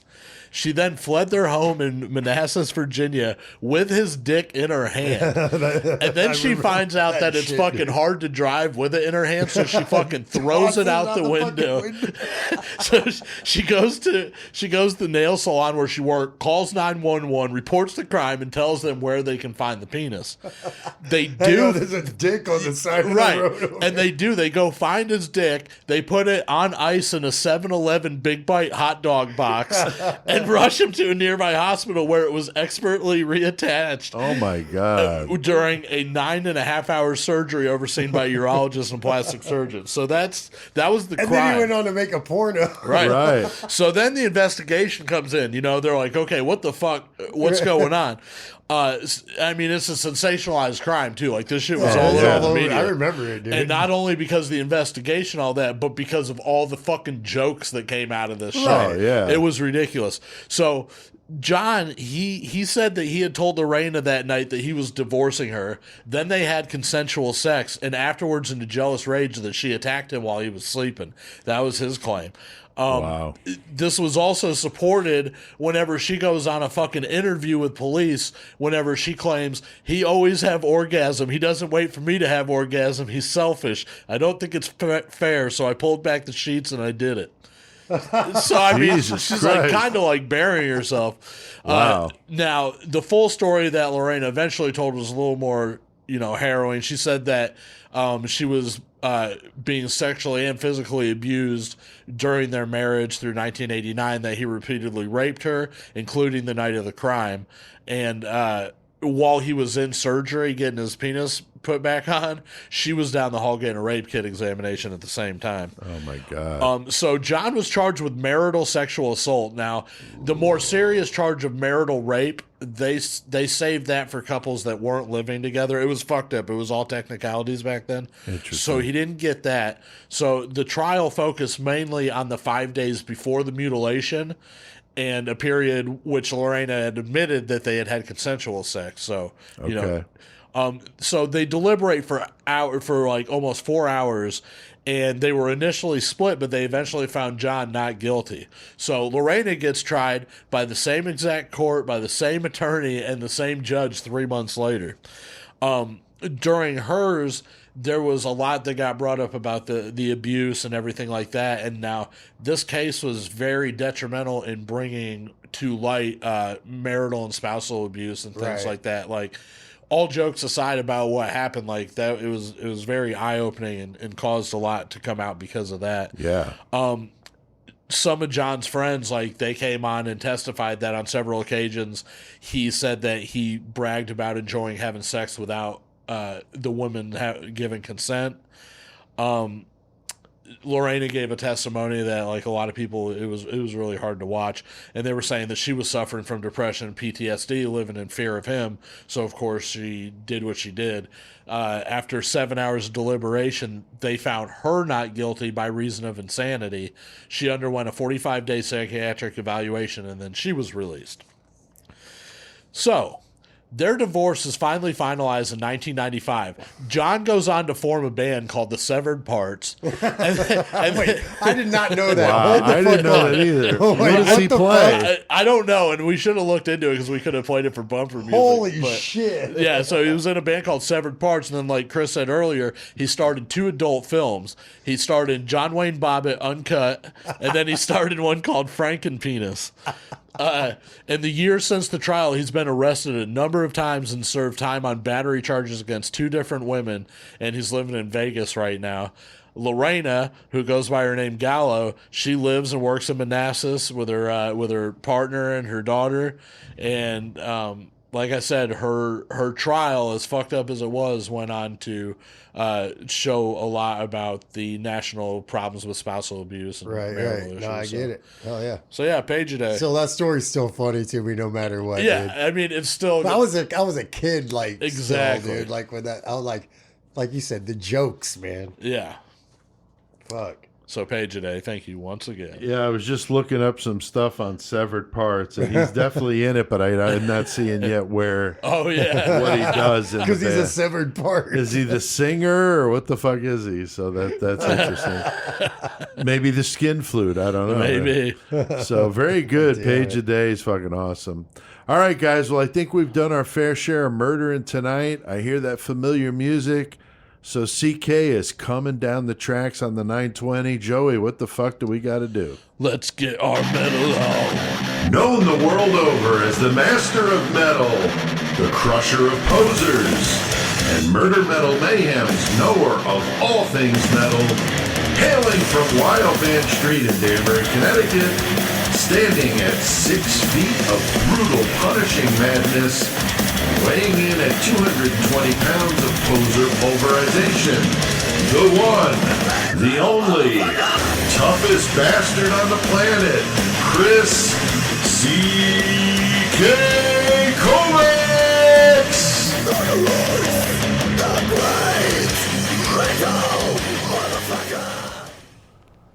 What's going on, What up, CK? CK, the great metal motherfucker. Hey, what's going on?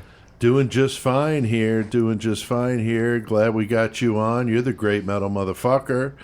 And we're talking with you. We just got done doing some Bath school disaster, some pretty horrid shit.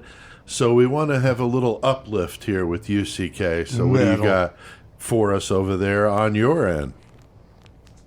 Got a band called Baroness Okay, I know nothing Out of about Savannah. these guys, so. out of Savannah, Georgia. They're a little bit of a quirky metal band that they have over here. They pretty much been signed since I want to say 2007. I believe it's been to the same label. that they've been signed to. I could be wrong. What? You wrong? No, but I'm not. It's been Relapse Records. And they've come up with this quirky way of putting out albums. They put out their first album in 2007, and the way they do it is they put them out as colors. Like, that's the album name as a color? So the first album is red. Okay.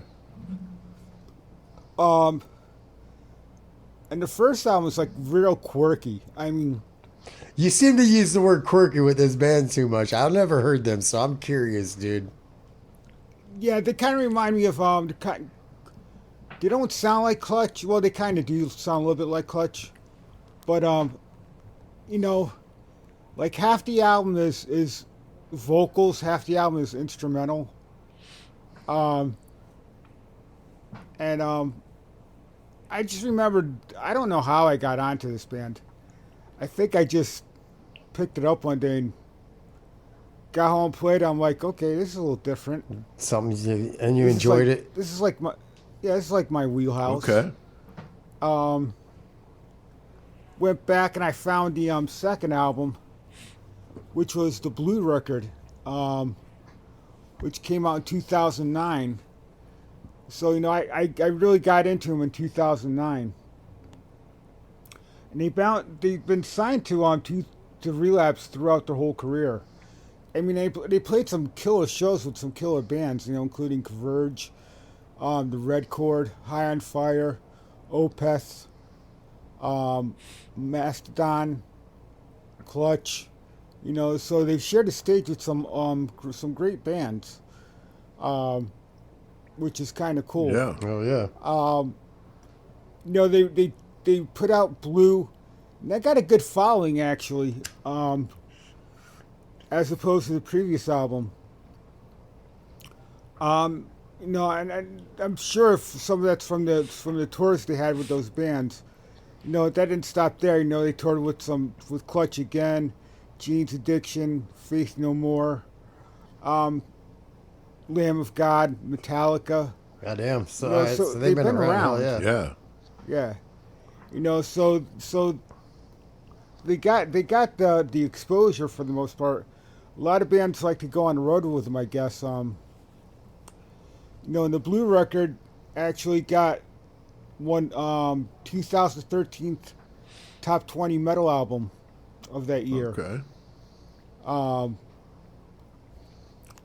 sorry, I'm ahead of myself. Yeah, Blue record. And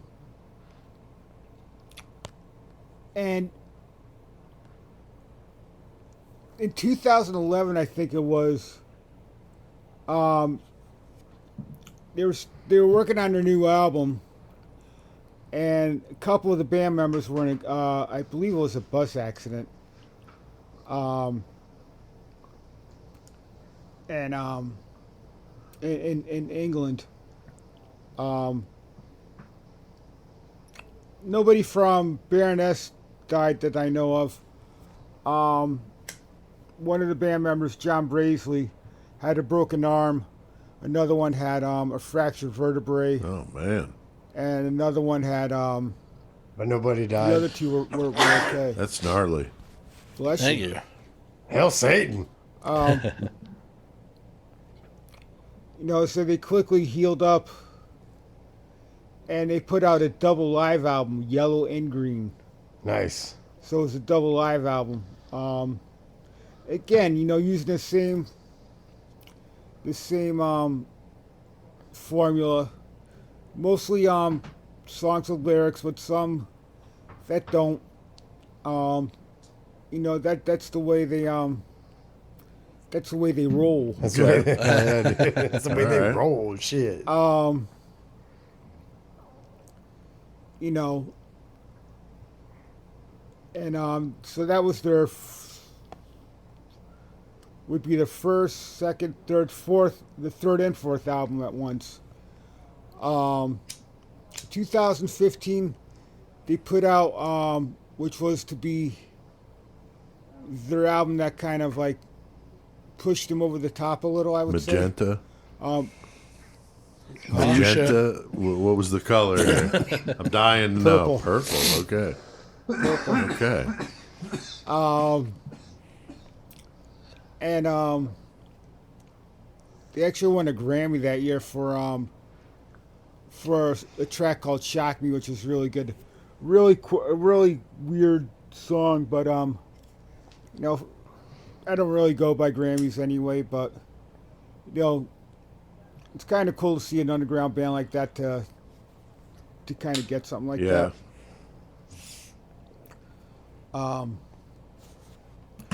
So it's kind of, god damn it, my fucking iPad's freaking out. Oh boy. God damn iPad. Fuck Apple computers. Shit. Oh, iPad. I thought you said eye patch. I was like, what the fuck do you do? Yeah, right? Not an eye patch. No, I don't have an like iPad. Timmy Graber over there. No.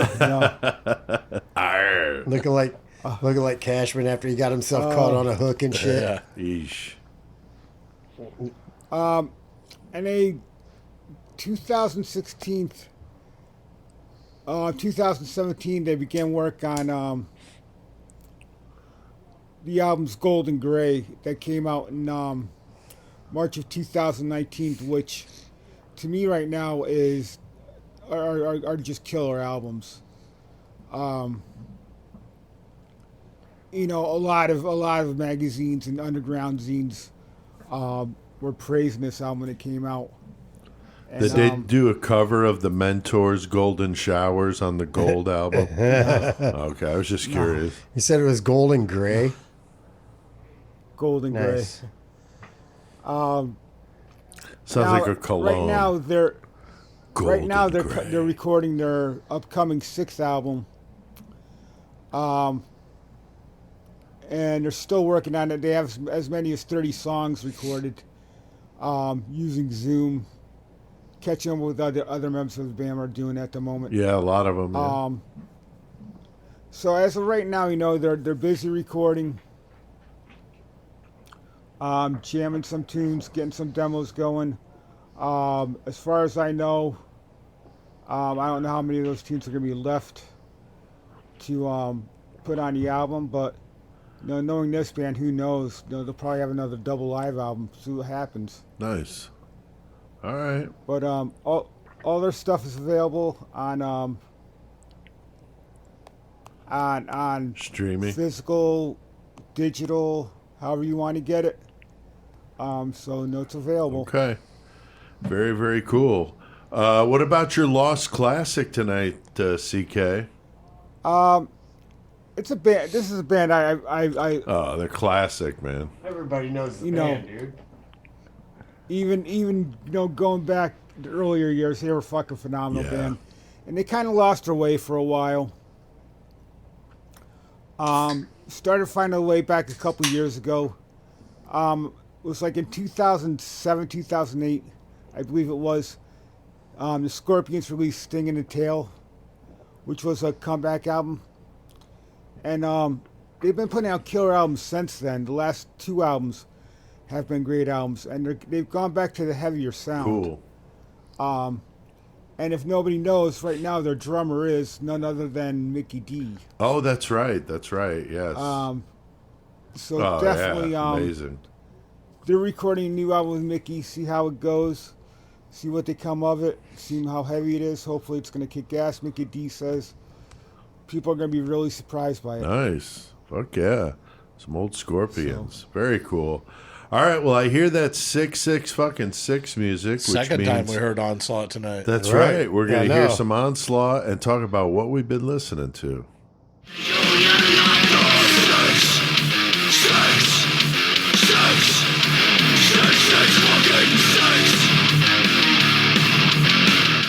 All right, 666. Chris Shawback, what the fuck you been listening to over there at the Nation? Pantera. Black Dahlia Murder. Okay. And Malignant Rat. I was listening to Malignant Rat today. Flush God Apocalypse. I don't know, just different shit. That's cool. That's cool. What about you, CK? Been still digging that green jelly. Hell yeah. That just kills. I love it. Been listening to some Sodom. Nice. Been cranking some Ozzy, Diary of a Madman. That was a good one. Oh, fuck yeah. That's my favorite. Some Dio with Sabbath. Nice. That's about other things, but that's pretty much what the majority is. That's cool. Joey, what about you, dude? I got from New Standard Elite, I had put in the pre-order and just got both the Flesh Hoarder, Relic of Putrescent Filth, Texas Death Metal, and I got Cerebral Refusion, Ominous Flesh Discipline, and for me, those are two of the heaviest bands out right now, so I guarantee those will be like on my top 10 at the end of the year. Nice. I've also been, ever since last week too. I don't know, it's been a couple weeks I've mentioned them now, but I've also been on the Green Jelly kick, and I got the 333 album, which was like my favorite one growing up. That one kills. Yeah, so that one's in the car right now, but I shared it on my page, but I figured I'd say it here too. When I ordered that, I won it from an auction on eBay. And whenever I got the CD, like, I fucking get it at my door, and it's a fucking huge package. I'm like, what the fuck is this for one CD, Right. And I open it up, and there's like 20 other random CDs in there. And then there's that's cool. Yeah, and then there's a note, and the note says, apparently I just found out I'm dying, so I'm getting rid of all my stuff. I hope here's some extra stuff that you can like, and some new music. And a big thanks with a smiley face. And I was like, rough. I know. I was like, I don't know how to take that, but right. I messaged back the buyer on eBay, and I was like, man, I hope things are looking better, but I will definitely appreciate the extras that you gave me. Thank you so much. Yeah. And even more. Yeah, so I kept that note and I put it in the Green Jelly album. Oh wow. Yeah. It's monumental. Yeah. Yeah, that's pretty cool stuff. What about you, Pete? What you been listening to? I've been still listening to some Byzantine and Decapitated. Also, I was jamming some fucking Blood Duster today, jamming that shit. And also been listening to some podcasts on Columbine. So. That was another thing I was listening to, was obviously the Maniac book. Yeah, that's the thing. A lot of our time is taken up with either listening to books or podcasts about the topics we're covering. We try to put in the work, and hopefully you guys appreciate the end result. All right, the 666 Club, that's our Patreon. We appreciate those of you that are Patreon members. It's $3 a month, patreon.com/Murder Metal Mayhem. You get all kinds of cool perks, the episodes a day before everyone else. You get the karaoke songs as soon as they're done, 10% off merch. All sorts of cool behind the scenes stuff. So, and we're gonna have a new episode coming up that's gonna be Patreon only. Yeah, we've got one we've been brewing on that we're gonna do, and we still have one more Patreon episode we've already done that we haven't released. Al Capone. The Al Capone episode, and that one's coming up. I think in September when we take a little break. But if you got $3, beginning of the month, support the show, and you can listen to it right now. That's right. Yeah. You don't have to wait. So, all right. Also, the 10% off. You get you can get one of these killer shirts. We got the zombie shirts that Jeff Gaither did. They look amazing. 4-color front and back. Amazing shit. Dude, I can't find my motherfucking hoodie. Oh. Both of my girls say they don't have it, but I feel like one of them fucking has it. Oh, boy. Yeah, that's not good. I'm anxious to bust mine out again. So, I know my oldest daughter has the older one. I feel like she has the new one, too. She might. She's like, I ain't got it, Dad. So I'll link to that in the episode description, how you can score one of those shirts. All right, guys. Well, I think we've done plenty of metal tonight. So, CK, tell us what the fuck we got to do. Mayhem, baby.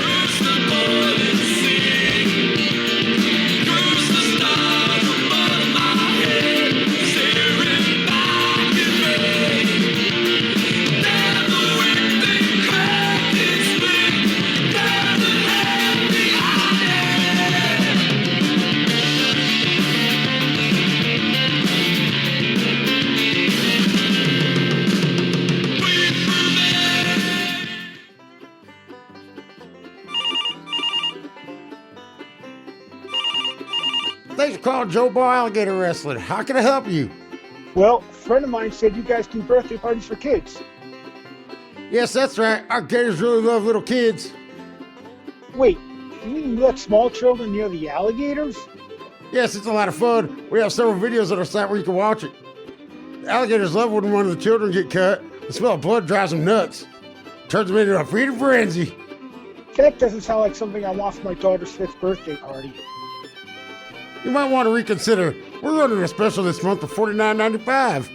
You can have up to 10 kids fight the gators for an hour, and we'll throw in free pizza and birthday cake with ice cream for any of the kids that survive. Ass cream. Oh, boy. A little Joe Ball alligator wrestling.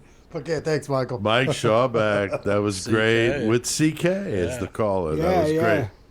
All right, before that, Baroness with the song Borderline. So thanks, CK. Always good to learn something new Try. from the great metal motherfucker. And now we're in Mayhem, and we love being here in Mayhem, Chris, because all sorts of crazy shit goes on here. Mayhem. And tonight, CK, you said you had a story to share for us. Yeah, real quick one. For this one. Hell yeah. We used to go skateboarding. Local guy named Joey Marcus. His family was rich. They owned Marcus Dairy in the area, which was a huge Marcus. Still is, but they sold the property. They used to have like a huge half pipe. So like every so often, you'd be able to go and Let's go skate that drop on motherfucker. it and skate on the half pipe. And we're skating one day, and totally forgot about this. My buddy took a dive, and when he got up, his fucking nipple was gone. Oh, man. Damn. Oh.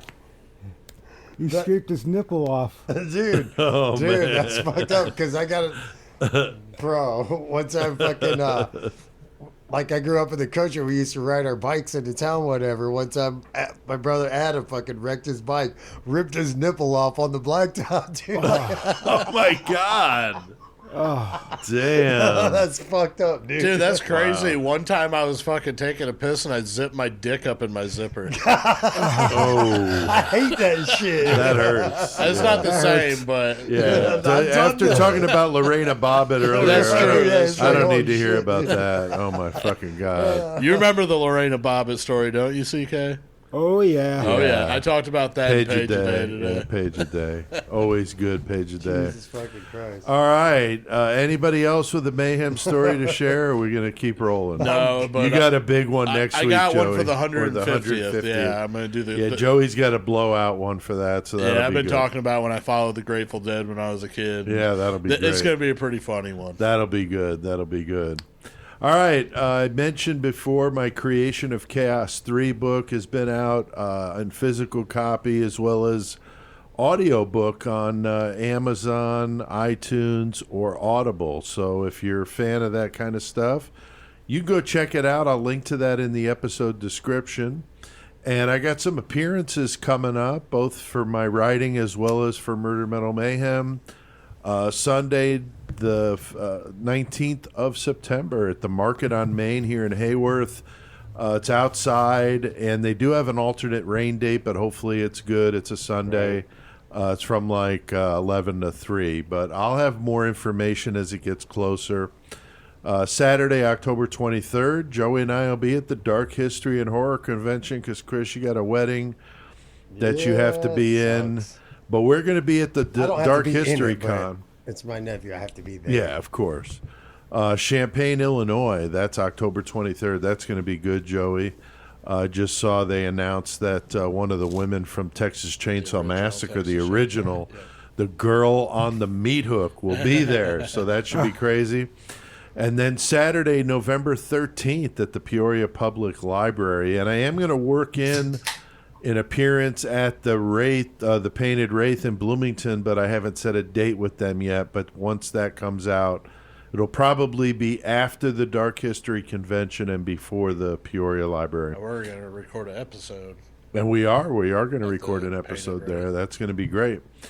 More details for each as we get closer, but put them on your calendar, and so those will be fun. I'll have all the books and Murder Metal Mayhem merch and all that stuff with me. So, all right, we got a killer cage match to get to tonight, guys. We have a list of 70 killers that we came up with, 70 objects for them to fight with. Some are cool, like, machetes, and then Chris will get stupid shit like a cell phone or a can of corn. Just random dumb shit. Yeah, jar of hot pus. I mean, just disgusting. A twisted ball of ass hairs. Is that one of them or no? I don't think so. No, I don't think so. But yeah, we have some fun with it, and we have our listeners pick random numbers and provide who's fighting and what are they fighting with. Again, we got tonight. We got Nicole Graves Anderson, Rebecca Boomsock, and Rowdy Bonehouse. Nice. What up? Thank you, guys. Yeah. And we have a good one going on in the cage tonight, Joey. A very interesting matchup, like you said earlier. Two hateful motherfuckers. Yeah, two hateful people. We got fucking Eileen Warnos. Oof. She's going to be fucking taking on the shoe fetish slayer, Jerry Brudos. Nice. That is a good matchup physically, man. I mean, Jerry's a tough motherfucker, but Eileen's tough too. And they've got two interesting objects to fight with tonight, CK. What are they fighting with? They'll have a screwdriver and a car battery with jumper cables to fight with. And Walter White, after eating a handful of psychedelic mushrooms, oh wait, hold on, did I fuck that up? Yeah, no, you're good. No, you're good. Oh yeah. Okay. So we got Eileen Warnos and Jerry Brudos fighting in a cage to the death with a screwdriver and a car battery with jumper cables. And Chris, they got Walter White wandering around after eating some shrooms. Yeah, we've in had the cage Walter with White him. in there. We did. Okay, a couple weeks ago. All right. So that's what happens. It's random. Oh, yeah. But what do you think, Chris? I mean, this is an interesting matchup here. Again, I'm going with fucking Walt's fucking just like hiding out fucking in his underwear, tripping balls, trying to call Jesse to take care of everything. He doesn't know what the fuck to do. Like, right. Whatever.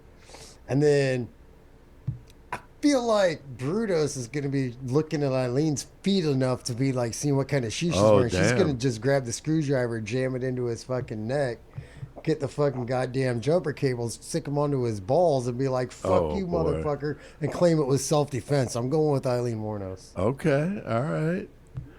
CK, what about you, man? I kind of had the same idea as Chris. Okay. Yeah, Eileen Warnos, huh? He's gonna definitely go for the be shoes. intrigued by whatever she's wearing. Okay. Get involved with that. Like again, Walter White's gonna be tripping, so he's fucking out of it. Right. But I think instead of the balls, she's gonna put those things right on the nipples. Oh. And electrocute him, and he's done. Okay.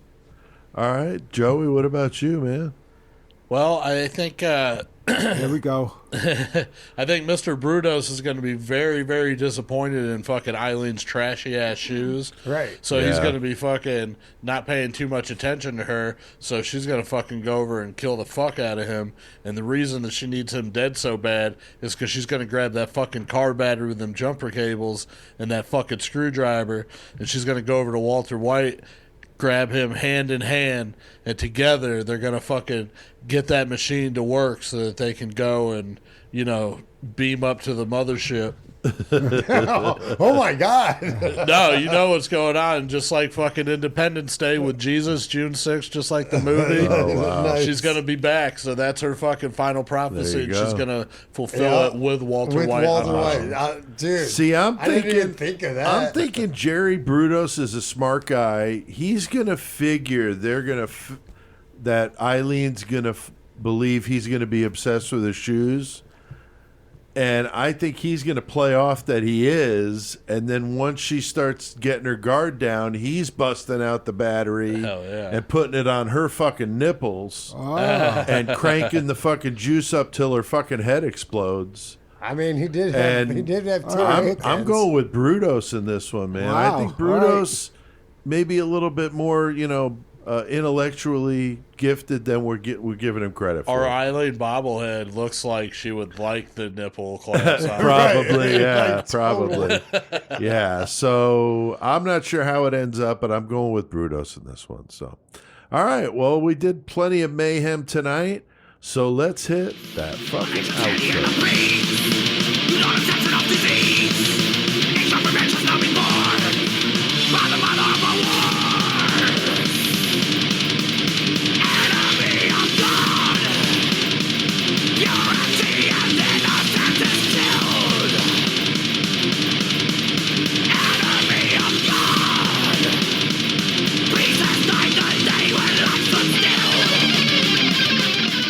Jesus, fucking creator. I love those guys. Enemy of God is the song. Seen them several times. One of the best metal bands I've ever seen live. So good. Yes. Killer. Me and my son Joe been a few different times. I have to concur. And it got to interview Melee one time, which was really great. So, all right. Thank you to Harold Schecter for doing that interview with us. You can check out the episode description for a link to Harold's website, so you can order one of his books. He's got a ton of them. So. And you can hear the whole interview the week after this. Exactly. You get to hear it next week for a bonus episode. Bumper music tonight, Baroness, Creator, and Onslaught. Definitely a good lineup tonight. CK, your intro music is by which band? Christ 6. Hell yeah. And Chris, who's doing the Murder Metal Mayhem intro? No to hell! And Joey, the 6-6 fucking 6 song we played during our metal segment. Onslaught! Hell yeah. Once again. Thanks to everybody out there listening. We keep seeing all the numbers rolling in. We do appreciate that. And want to thank a few by calling them out. Chris, you got the first one there. Yeah, we got Regina White. It says, my husband and I loved them a lot episode. We're listening in Queensland and have been for a year. Big Desecrator fans. So loved hearing them as well. You blokes are legends. I don't know if I'm a legend, but thank you for the compliment. Yes, thank you. Yeah, that's awesome. Joey? Kelly Simskin 777 commented, I'm a listener from Milford, Connecticut, and have been since you guys started doing the podcast every week. It just keeps getting better and better. Wow. Very nice. Thank you, Kelly. Being a supporter for that long over there in Milford, not far from There's a whole town full of MILFs. 30 minutes or so. Yeah. CK, what about that third one? Sam Elkins, 56, commented, a group of my metalhead buddies here in Atlanta listen to the podcast every Saturday night when we get together and play cards. Love the show and all the fucking metal, plus the 6 serial killer shit. Please don't stop, and we don't plan on stopping, so don't worry about it. Hell yeah. Thanks, Sam. That's a nice compliment, Chris. All right, and that fourth one, Mary Richardson, she asked or said, I really liked hearing your take on Leopold and Loeb, a truly tragic story. You guys covered the details well and with a dash of humor, like always. So we try to make it fun, but we're talking about some grim shit. I mean, tonight, Chris, has been about one of the more brutal 45 ever. Fucking kids in a school. I mean, Jesus, that's just brutal. So, just a terrible story, but we try to interject, humor when we can, doing even tough episodes like this. Next time's going to be rough with Columbine. I mean, that's another bad one, Yeah. Shout out to our listener, Shane from Winnipeg, Manitoba in Canada. He sent an email in to us mentioning the Vince Lee page a day we did that Joey read, and we talked about doing an episode on him, and he's all about it. And he heard the story about that one we read with him stabbing that guy on a bus, decapitating him, and then eating his flesh over the course of 4 hours as the cops had the bus surrounded. I mean, and the fucked up thing is the guy literally walked away from it eventually. Unbelievable story, and we're going to do it. And Shane, appreciate you sending that in. And he also mentioned a wicked death metal band that, Joey, you said you listened to. Yeah, CK. I listened to their album. Asked today. you to check them out too. Maybe we could feature them that week. That'd be great, you know. Definitely. And I'm going to get a hold of Shane to see if he wants to actually come on the show with us. That'd be a lot of fun. Very cool. All right, don't forget to check out murdermetalmayhem.com to listen to all the past episodes. You can like us on Facebook, follow us on Twitter, subscribe to the YouTube channel. You can listen to us on just about every podcast platform there is. Leave comments, rate the show whenever you can. We appreciate it. We mentioned that 666 Club, patreon.com/murdermetalmayhem, $3 a month, and I'll link to that as well in the episode description. You can go to creationofchaos.com if you want to pick up one of the Creation of Chaos books. And I mentioned the audiobooks out there. You can order the physical books from me, and I'll send you a poster and a bookmark with it. So check all that in the episode description. Voice of Dread, that podcast I also do. Joey was on the last one. Yeah. We did Maximum Overdrive, which is a lot of fun. And CK, you're going to be on the next one that we do. So that's going to be cool. And we're going to talk about beta reading and what that's all about, and how you contribute to what I do in the writing world. So that should be fun. And we can't let him go without hearing a karaoke song. I did this one with the Bath school disaster in mind. Probably not in the most good taste, but hey, it's Murder Metal Mayhem. So crank it the fuck up, and until next time, keep one foot in the gutter. And keep your fists off the goddamn detonator, please.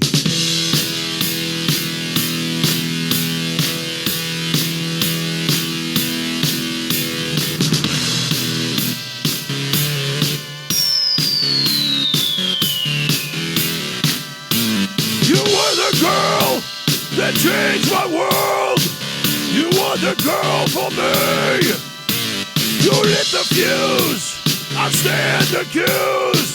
You were the one for me, but you turned me out, baby. You dropped the bomb on me, baby. You dropped the bomb on me, but you turned me out, baby. You dropped the bomb on me, baby. You dropped the bomb on me. You were my drills, you were my pills. You dropped the bomb on me.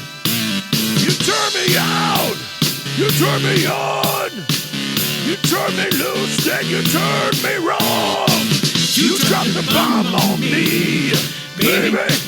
You dropped the bomb on me, but you turned me out, baby. You dropped the bomb on me, baby. You dropped the bomb on me.